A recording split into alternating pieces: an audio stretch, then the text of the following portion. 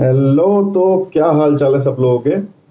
सबसे पहले तो मैं जो इस चैनल को और हमारी टीम को आप लोगों की तरफ से बहुत सारा प्यार मिल रहा है, उसके लिए आप सबका आभार व्यक्त करना चाहूँगा। तो ओनली सिलेक्शन की पूरी टीम की तरफ से आप लोगों का बहुत बहुत धन्यवाद। दूसरी बात, आज हम करते हैं ई और एपीएफसी की, क्योंकि बहुत सारे डाउट्स चल रहे हैं लोगों के, बहुत सारी चीज़ें हो रही हैं। ठीक है, इन दोनों को लेके कंफ्यूज है। तो एग्जाम पैटर्न की बात पहले कर लेते हैं।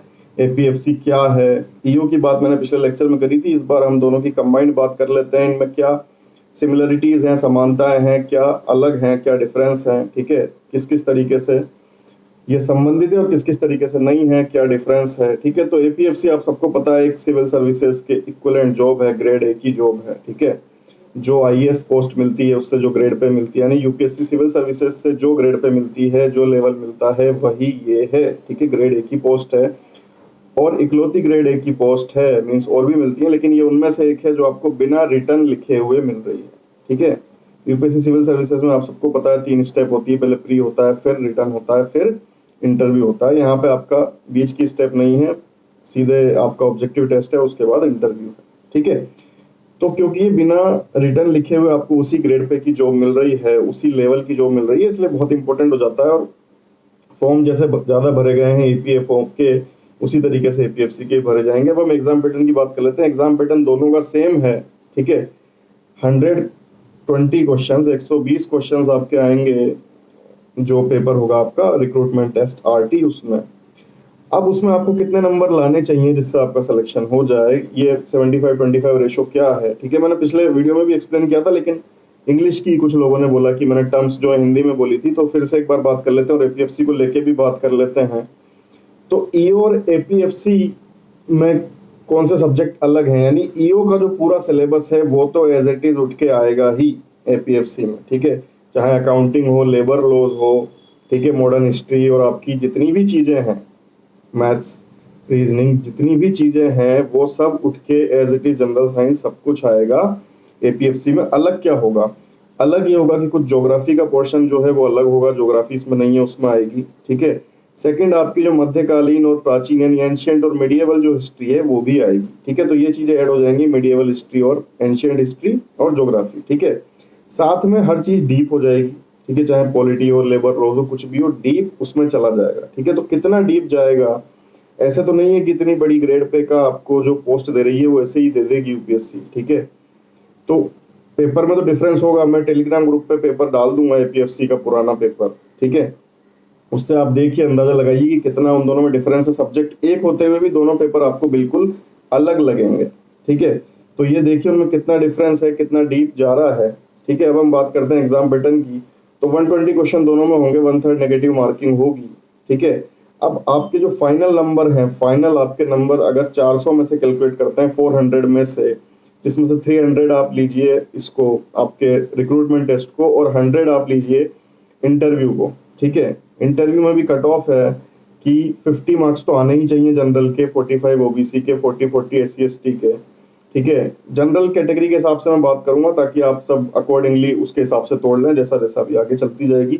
और जनरल ओबीसी में ध्यान रखिए कोई डिफरेंस नहीं रहने वाला है। ठीक है, तो वो तो जनरल का ही लेके चल रहे हैं, एससी एसटी देख लें उस हिसाब से आपका कितना कम हो जाएगा। तो 10 मार्क्स तो इंटरव्यू में कम हो जाएंगे और थोड़े बहुत आप उधर कम ला सकते हो, लेकिन ज्यादा डिफरेंस नहीं है। ये कहते हैं मतलब कॉमन लाइन है जो फॉलो करनी चाहिए कि जो एससी एसटी वाला है वो अगर ये मान के प्रिपेयर करता है कि वो जनरल का है, ठीक है, तो उसके सिलेक्शन के चांसेस बढ़ जाते हैं। यानी वो हटा दे, वो ये सोचना भूल जाए, क्योंकि अगर आप ऐसा सोचते हैं कि मुझे कहीं ना कहीं एडवांटेज मिलेगा तो उसी एडवांटेज में आप गायब हो जाते हैं। ठीक है, तो इसलिए आप ये सोचें कि मैं जनरल का हूँ, और जो जनरल वाले हैं वो सोचें जनरल क्यूब। ठीक है, यानी 3 गुना उनको जनरल से ही पढ़ना है। इस तरीके से अगर चलें तो सिलेक्शन के चांसेस बढ़ जाते हैं। अब जो 120 का आपका पेपर है, ठीक है, 120 में से मान लीजिए आप जितने भी नंबर लाते हैं उसको हम कन्वर्ट करेंगे 100 में और फिर उसको करेंगे ट्रिपल और उसको जोड़ देंगे इंटरव्यू में। ये टोटल आपके मिला के 65 से 70% के बीच में कट ऑफ जाती है। ठीक है, एपीएफसी में पिछली बार 170 के करीब वैकेंसीज थी। ठीक है, इस बार उससे ज्यादा ही आएंगी। इसमें ईओ में भी ज्यादा, उसमें भी ज्यादा ही आएंगी, करीब 250 या उसके आसपास वैकेंसीज, उससे भी ज्यादा आ सकती है, मतलब इस तरह का है। ठीक है, अभी तक जितना इनपुट है, तो उस तरीके से आप देखेंगे। लेकिन ये मत कहीं भी एक्सपेक्ट कीजिए कि कट ऑफ कम जाएगी। ठीक है, पिछली बार की कट ऑफ थी 268.5। तो मैंने पहले भी आपसे बोला था कि जो 65 से 70 के बीच में हमें रहना है, तो 400 का अगर हम निकालते हैं 65 से 70%, तो वो होता है 260 से 280 के बीच में रहना है, और वही कट ऑफ थी 268.5। उस टाइम सिर्फ 1,63,000 लोगों ने दिया था, देने वाले बहुत कम थे, ठीक है, वैकेंसी भी कम थी, कट ऑफ भी कम थी। इस बार आप ही मान के चलिए कि 70% तो दोनों में जाएगी ही, ठीक है। और 70% जो है, मैं हमेशा क्यों कहता हूं कि आपको अपर कट ऑफ पकड़नी है, आपको फर्स्ट रैंक पकड़नी है। ये ध्यान रखिए, कॉम्पिटिटिव एग्जाम में कभी भी आप कट ऑफ पे मत जाइए। कट ऑफ सिर्फ इसलिए होती है, कट ऑफ क्या है कि लास्ट बंदा कहाँ जाके लटका था, कट ऑफ है लास्ट चीज, जहां पे बंदा जो था उसका सिलेक्शन हो गया था, लास्ट बंदा, ये ध्यान रखें। इसलिए कट ऑफ कभी भी नहीं देखनी चाहिए, कट ऑफ से हमेशा 10-12 नंबर आगे आपको सोचना चाहिए। क्या रीजन है कट ऑफ हमको नहीं सोचनी चाहिए, कट ऑफ से हमेशा 10-12 ऊपर सोचना चाहिए? क्योंकि पहला रीजन, अगर आप कट ऑफ के बारे में सोचते हैं और कट ऑफ बढ़ गई तो आपका सिलेक्शन नहीं होगा, ठीक है। दूसरा रीजन, आप जो नंबर सोचते हैं उतने ही आ जाएंगे, आपकी कोई गारंटी नहीं, क्योंकि ये है यूपीएससी या कोई भी पेपर हो, तो एक सरप्राइज एलिमेंट के लिए जगह हमेशा छोड़नी चाहिए। ये सरप्राइज एलिमेंट होता क्या है? सरप्राइज एलिमेंट वो होता है कि हर बंदा, हर एस्पिरेंट अपने हिसाब से एक लॉजिक लगाता है, उसको कोई भी टीचर कितना भी समझा ले, लेकिन आप भी मैच्योर हो, हर बंदा एग्जाम तक जाते जाते उसका एक माइंडसेट होता है कि इस तरह का पेपर आएगा, ठीक है। और उस हर बंदे के दिमाग से भी यूपीएससी या कोई भी पेपर लेने वाली परीक्षा कुछ ऐसा करती है जो उसके दिमाग से हटके जाता है। किसी के ज्यादा हटता है, किसी के कम हटता है, लेकिन वो जो आप बिल्कुल सोच के जाओगे वो पेपर तो नहीं छपता है, वरना सब पूरे नंबर ले आए, ठीक है। तो वो पेपर जो अलग होता है उसको हम बोलते हैं सरप्राइजिंग एलिमेंट। तो सरप्राइजिंग एलिमेंट से भी 5 से 10 नंबर का फर्क आता है। वो सरप्राइजिंग एलिमेंट के जगह के लिए हमको कट ऑफ से ऊपर सोचना चाहिए, और इसलिए भी क्योंकि हम सोचेंगे उतने तो आएंगे नहीं, और अगर उतने ही सोचेंगे नीचे रह गए तो भी नहीं होगा, क्योंकि कट ऑफ भी बढ़ सकती है। दोनों ही तरीके से हमें ऊपर सोचना चाहिए, ठीक है। इसलिए आप 70% मान के चलिए कि आपको 70% नंबर आपके रिपोर्ट कार्ड में छपने ही चाहिए अगर आप सिलेक्शन चाहते हो। आप 421 वैकेंसी जो है इसमें ईओ में, उसको मत देखिए, मैंने हमेशा बोला 421 मत देखिए। ऐसे ही एपीएफसी में जितनी भी आती हैं उनको आप मत देखिए, ठीक है। आप फर्स्ट वैकेंसी देखिए कि अगर एक भी बंदे का सिलेक्शन होता है तो वो मेरा होना चाहिए। इस तरीके से जब आप प्रिपेयर करेंगे, फर्स्ट को देखेंगे, तभी आपका सिलेक्शन होगा, ठीक है। फर्स्ट के लिए मैंने आपसे बोला 280 तो आपके आने ही चाहिए। आपको ये सोचना है कि मेरे 280 मार्क्स छपने ही छपने हैं। अब वो 280 किस तरह से होंगे? इंटरव्यू की जो रेंज होगी जनरल के लिए 50 तो उसको लाना ही है, 50 अगर वो नहीं लाया तो वहीं डिस्क्वालीफाई हो गया, ठीक है। अब ये मान के चलते हैं कि उनको भी पता है जो बैठे हैं वहां पे, इसलिए वो 50 तो दे देंगे कि ये यहाँ तक पहुंचा है तो आगे बढ़ जाए, ठीक है, वहां फेल नहीं करेंगे, और ये सोच लेंगे कि ठीक है सब आगे चले जाओ, फिर आगे ही डिसीजन हो जाए इस चीज का, अगर आप कोई बदतमीजी या कुछ ऐसा नहीं करते हो, ठीक है। तो 50 हो गए, है ना। अब आपके नंबर बचे 230, यानी 230 आपके इधर से आने चाहिए, ठीक है। तो 230 इधर से आने के लिए अगर हम इसको कन्वर्ट करते हैं, 230/3 हम करते हैं, क्योंकि वहां पे हमने ट्रिपल किया था, तो 76.66 आएगा, यानी लगभग 77 नंबर आपके आने चाहिए, ठीक है, 100 में से। और इसको 120 में कन्वर्ट करते हैं तो ये हो जाता है 92.4, यानी लगभग 93 नंबर हम मान के चले आपके कि आपके आने चाहिए, ठीक है। पिछली बार मैंने आपसे बोला 90 अगर आपके आते हैं उस हिसाब से कैलकुलेशन बताई थी। अब हम बात कर रहे हैं कि अपर कट ऑफ को अगर हम देखते हैं तो 93 मार्क्स आपके वहां से होने चाहिए 120 में से। अब 120 में से 93 मार्क्स लाने के लिए आपकी एफिशिएंसी पे डिपेंड करता है कि आप कितने क्वेश्चन करेंगे, तब जाके आपके 93 नंबर आएंगे। 1/3 नेगेटिव मार्किंग है, यानी अगर आप 100 क्वेश्चन अटेम्प्ट करते हैं और 4 आपके गलत होते हैं, ठीक है, 4 आपके गलत होते हैं, तो 100 में से 4 आप हटा दीजिए, 96 तो वैसे ही आ गए आप, ठीक है। फिर 96 में से नेगेटिव मार्किंग 4 की कीजिए तो 3 मिलके 1 नंबर कम कर देंगे, क्योंकि 1/3 माइनस मार्किंग है। तो 96 से आप आ गए 95 पे, ठीक है। फिर 95 में से 1/3 आप कम करेंगे, क्योंकि एक नेगेटिव और बचा है, तो वो चला गया, तो 94 2/3 इतने आपके नंबर आएंगे अगर आप 100 क्वेश्चन करते हो। 4 आपके गलत होते हैं, 5 आपके गलत होते हैं, तो देख लीजिए उसी हिसाब से आप 95 और उसमें से 194 और उसमें से 2/3 93 1/3, यानी अगर आपके 4-5 क्वेश्चन गलत होते हैं तो लगभग आप 100 क्वेश्चन करेंगे, तब जाके आप उस जगह पहुंचेंगे जहां से आपका ट्रिपल किया जाए, तब आप उस रेंज में आएंगे, ठीक है। अब हम बात कर लेते हैं इंटरव्यू की। इंटरव्यू से पता नहीं लोगों को इतना डर क्यों लगता है। हर कोई अपने पास्ट में बैठा हुआ है कि सर मैंने ऐसा किया था, सर मैंने वैसा किया था, मेरे साथ ये हो गया था, वो हो गया था, क्या इस चीज को मुद्दा बना के इंटरव्यू में मुझे डिस्क्वालीफाई कर दिया जाएगा, ठीक है, क्या ये चीज लेके मुझे हटा दिया जाएगा। मेडिकल से लोग डरे रहते हैं, ऐसा तो नहीं होगा, वैसा तो नहीं होगा। मैंने आपसे पहले भी कहा है कि पास्ट में जो कुछ हो चुका है उसको भूल जाइए, ठीक है। पास्ट में जो कुछ हुआ है उसको भूल जाइए, वहां पे आपको देखा जाएगा रिक्रूटमेंट टेस्ट में आपके नंबरों के तौर पे, वहां से आपका जजमेंट होगा। और आपके नंबर हैं तभी तो आप वहां बैठे हैं, वरना बैठेंगे ही क्यों। ये सामने वाला भी जानता है, इतने मैच्योर इतने परिपक्व वो लोग भी हैं जो आपकी पिछली जिंदगी की बजाय देखेंगे कि रिक्रूटमेंट टेस्ट में आप नंबर लाए तभी तो वहां बैठे हैं। उसके बाद डिजायरेबल क्वालिफिकेशन के लोग डरते रहते हैं कि डिजायरेबल क्वालिफिकेशन नहीं है तो हमारा तो होगा ही नहीं, जो डिजायरेबल क्वालिफिकेशन वाला होगा उसी को ले लेंगे। अगर ऐसा ही होता तो पेपर ही लेने की क्या जरूरत थी, फिर वहीं देख लेते ना कि जो डिजायरेबल क्वालिफिकेशन है वही भरेगा। डिजायरेबल क्वालिफिकेशन का फर्क इतना सा है कि जो 50, जैसे आपके 50 हैं, 50 से 60 की मान लीजिए रेंज रहती है जनरल की, तो ये 50 से 60 की जो रेंज का फर्क है, 10 नंबर का फर्क है, वो सिर्फ बनता है डिजायरेबल क्वालिफिकेशन से। वो नंबर आप भर सकते हो आपकी अदर नॉलेज से, आपके अच्छे बिहेवियर से, आपके अच्छे बात करने के तरीके से, आपकी अदर नॉलेज से भी वो गैप भर सकता है। ऐसा नहीं कि वो गैप डिजायरेबल से ही भरेगा। तो इसलिए ये 10 नंबर भी पहली बात कोई बड़ा रोल प्ले नहीं कर रहे जब आप वहां से रिक्रूटमेंट टेस्ट से नंबर लेके आओगे। अगर आपके 3 नंबर वहां से ज्यादा है, ठीक है, तो वो ट्रिपल होके 9 नंबर बनेंगे, तो वहीं बीट कर गए आप डिजायरेबल वाले को। साथ में जब आप वहां, ऐसा नहीं कि डिजायरेबल वाले को ही वहां पे नंबर मिलेंगे, ऐसा नहीं कि उनको उसी को लेना है जो लेबर लॉ में डिप्लोमा करके आएगा, जो इस तरीके से कॉमर्स बैकग्राउंड से आएगा, इस तरीके की चीजें करके आएगा। अगर ऐसा होता तो कोई बात ही नहीं है, और वो यूपीएससी का लेवल है, वो लोग मैच्योर हैं। आप इतना ध्यान दीजिए कि आपके रिक्रूटमेंट टेस्ट में जो नंबर है उससे आपको आंका जाएगा। फिर भी आपको डिजायरेबल क्वालिफिकेशन से डर लगता है तो 3 मार्क्स ज्यादा लाइए, जितने भी आप नंबर सोचते हैं 3 मार्क्स और ज्यादा लाइए, 93 की जगह 96 लाइए रिक्रूटमेंट टेस्ट से, ठीक है। और ऐसा नहीं डिजायरेबल क्वालिफिकेशन से अगर 4-5 नंबर कोई ज्यादा दे रहा है किसी को, तो वो आपके अच्छे बिहेवियर से, आपकी अदर नॉलेज से भी बन सकते हैं। वो गैप आप कैसे भी फुलफिल कर सकते हो। और जब आप इतना पढ़ोगे, इंटरव्यू तक जाओगे, इतने दिन में आपको उतना आ जाएगा, उतना टेंशन लेने की जरूरत नहीं है। ना आपको पास्ट में रहना है, ना आपको फ्यूचर में रहना है। मैंने हमेशा बोला है, पास्ट में कुछ लोग पढ़े हुए हैं कि ऐसी ऐसी मुझसे गलती हुई, कुछ लोग फ्यूचर में पढ़े हुए हैं सर कार मिलेगी क्या, सर कितनी सैलरी रहेगी, ट्रेनिंग कैसे होगी। एक बात ध्यान रखिए कि ये सब बाद में आता है, पहले आती है पढ़ाई। अगर पढ़ाई नहीं है, अगर आप आज नहीं पढ़ रहे हैं तो कोई फायदा नहीं। कुछ भी आप करते हैं, कुछ भी नहीं करते हैं, आपने पास्ट में क्या किया है, फ्यूचर में क्या होने वाला है, कोई फर्क ही नहीं पड़ता अगर आप आज नहीं पढ़ रहे। तो प्रेजेंट पे ध्यान दीजिए और थोड़ा मैच्योर बनिए। यूपीएससी का आपने फॉर्म भर दिया तो थोड़ा मैच्योर बनिए। जो भी एपीएफसी का बंदा नाम ले लेगा उससे क्वेश्चन पूछने लग जाते हैं कि सर नोटिफिकेशन कब आएगा, सर नोटिफिकेशन कब आएगा, ईओ का आगे खिसकेगा क्या, सर क्या होगा। मुझसे तो इतने लोग पूछ चुके हैं एपीएफसी का कि मुझे ऐसा लगता है कि मैं ही नोटिफिकेशन निकालने वाला हूँ।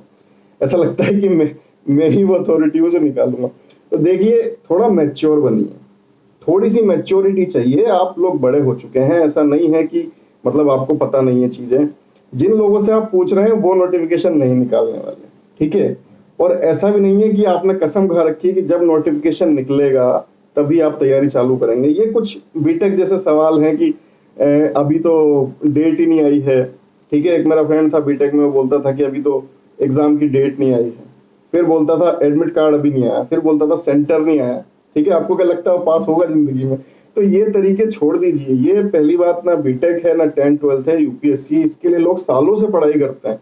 और आप आज पूछ रहे हैं नोटिफिकेशन कब आएगा, क्या नोटिफिकेशन आएगा तभी आप तैयारी चालू करेंगे? इसका जवाब दीजिए। क्या नोटिफिकेशन के बिना आप पढ़ेंगे नहीं? इतने बड़े आप महान आदमी हैं कि आपको पहले नोटिफिकेशन दिखाया जाए तभी आप पढ़ेंगे। और अगर आप पढ़ भी लेते हैं तो ईओ तो आया हुआ ही है ना, ईओ तो आपके सामने पेपर है, ठीक है। तो ऐसा तो नहीं है आपकी पढ़ाई बेकार चली जाएगी। और एक बात तो हमेशा ध्यान रखिए, पढ़ाई कभी बेकार जाती ही नहीं है। किसी भी तरीके से आप पढ़ेंगे कहीं ना कहीं वो आपके काम आएगा जरूर, ठीक है। और ईओ तो है ही आपके पास। अब ईओ पे बात आ जाती है कि सर ये कब होगा, ये खिसकेगा क्या।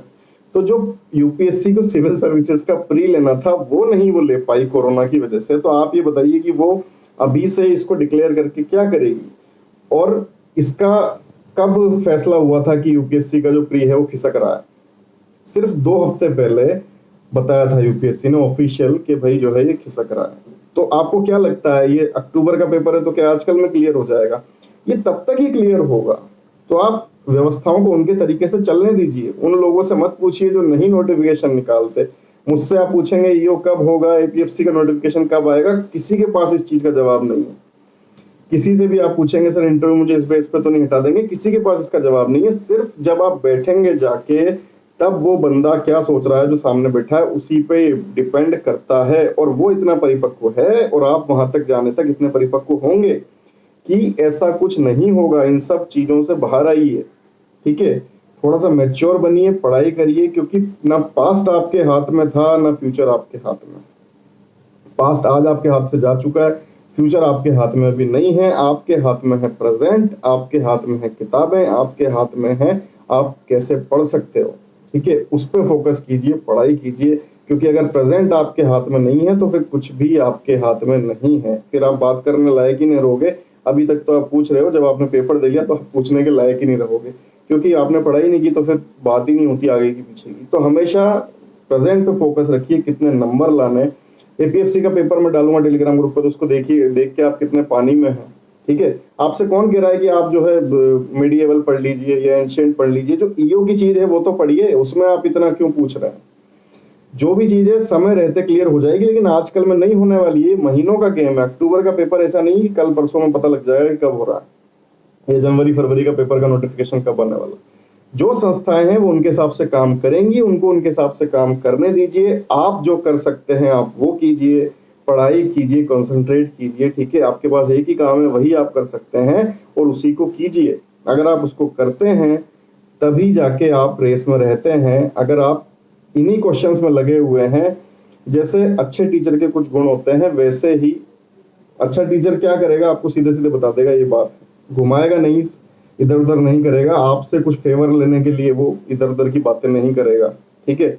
ऐसे ही अच्छे बच्चे के भी कुछ गुण होते हैं कि वो ऐसे क्वेश्चंस में नहीं पड़ा रहता जिनके कोई हाथ पैर नहीं है, जिनका कोई जवाब नहीं मिलने वाला, ठीक है। एपीएफसी का नोटिफिकेशन अगर आप किसी ऐसे बंदे से पूछोगे जिसको नहीं निकालना है तो वो क्या जवाब देगा, और यूपीएससी से आप पूछोगे तो वो आपको जवाब ही नहीं देगी, ठीक है। तो अच्छे बच्चे की निशानी होती है कि उसका वो काम करता है, बाकी बातें नहीं करता है। शांत रहना सीखिए, थोड़ा सा कंसंट्रेट कीजिए, थोड़ा सा मैच्योर बनिए। जिसकी फर्स्ट रैंक थी पिछली बार, अगर आप उसका इंटरव्यू देखोगे यूट्यूब पे अवेलेबल है, तो बहुत ही काम, बहुत ही शांत, ऐसा लग रहा है दिन दुनिया से कोई मतलब नहीं है। तो उस तरह के लोग सेलेक्ट होते हैं। क्यों होते हैं? क्योंकि इतना आप जितना घूमेंगे, जितना बेवजह के सवालों में अपने आप को परेशान करेंगे तो आप पढ़ाई कब करेंगे।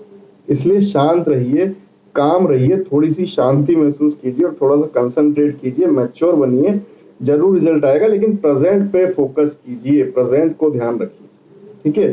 तो इसलिए कुछ भी हो, और एक बात और ध्यान रखें कि ये चल रहा है, वो चल रहा है, मेरे परिवार में ये हो गया था, वो हो गया, चीजें सबकी चलती रहेंगी, ठीक है। आगे वही निकलता है जो हर चीज को हटाते हुए अपना फोकस रखता है, ठीक है। एग्जाम खिसके, नोटिफिकेशन कब आए, क्या होगा क्या नहीं होगा, जिसको इन सवालों से मतलब नहीं है, जो कंसंट्रेट कर रहा है, जीत उसी की होगी। इसीलिए आप इन सब चीजों से हटके कंसंट्रेट कीजिए, यही मैं आपसे बार बार कहूंगा। और अपना टाइम बचाइए। जैसे कंप्यूटर और एक ह्यूमन बॉडी, इन दोनों में एक भी चीज ऐसी नहीं होती जो बेकार होती है। एक भी चीज, एक भी थिंग ऐसी नहीं होती जो बेकार हो इनमें, जिसका कोई काम ना हो। उसी तरह आप जो भी काम कीजिए ऐसा कीजिए जिसका कोई मतलब हो आपके लक्ष्य से, ठीक है। बेवजह की चीज ना हो। बिल्कुल एक एक चीज पे ध्यान दीजिए कि आपके लक्ष्य से, आपका जो एम है, गोल है, उससे रिलेटेड आप काम कर रहे हैं या नहीं। एक एक चीज को देखिए, ठीक है। ये सब करते रहिए, तभी जाके जो है, अगर आप फोकस रखेंगे तो आपको मिलेगी चीज, ठीक है, जरूर मिलेगी। अगर आप एक तरीका है, पैटर्न है, उसको फॉलो करते हैं तो कोई रॉकेट साइंस नहीं है। हर कोई इंसान ही है, फर्स्ट रैंक वाला भी इंसान ही है, ना सेलेक्ट होने वाला भी इंसान ही है। हर लोग एक ही माइंड लेके चलते हैं और एक ही जैसी सबके पास चीजें हैं। फर्क है कंसंट्रेशन का, ठीक है। तो कंसंट्रेशन बना के रखिए। All the best, stay home, stay safe, good bye.